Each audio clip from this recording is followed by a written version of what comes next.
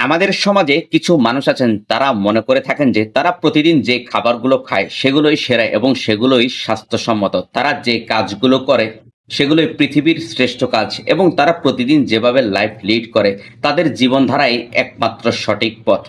কেউ তাদেরকে কিছু বললে বা কোনো পরামর্শ দিলে তারা শুনতে চায় না, বরং মানুষকে তারা ছোট করে দেখে। কিন্তু বাস্তবতা হচ্ছে যে সবার পছন্দ এক না, সবার প্রয়োজনও এক না।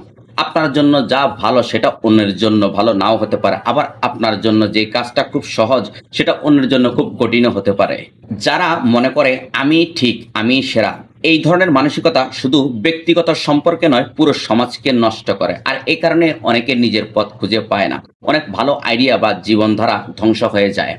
তাই আমাদের অন্যের মতামতকে শ্রদ্ধা করা উচিত। নিজেরটা সেরা ভাবার আগে অন্যের দিকটাও দেখা। কেউ যদি ভালো কিছু করে সেটাকে স্বীকার করতে শেখা। কারণ জীবন একটাই, কিন্তু চলার পথ বহু রকম। আপনি আপনার মতো সুন্দর, আমি আমার মতো ভালো। আর এটাই হচ্ছে শান্তি, এটাই সম্মান এবং এটাই সহনশীল সমাজের চাবিকাঠি। মূল কথা হচ্ছে যে যারা বা যে সমস্ত মানুষ সবসময় নিজেরটা ঠিক বা সেরা মনে করে এবং অন্যদেরকে উপেক্ষা করে, ছোট করে দেখে, তাদের থেকে দূরে থাকাটাই বুদ্ধিমানের কাজ। তাই নিজের লক্ষ্যে মন দিন এবং নিজের ভালো মন্দ বোঝার দায়িত্ব নিজের। কারণ আপনার জীবন, আপনার প্ল্যান, আপনার পথ, সেটাই আপনার জন্য বেস্ট। Thanks for watching.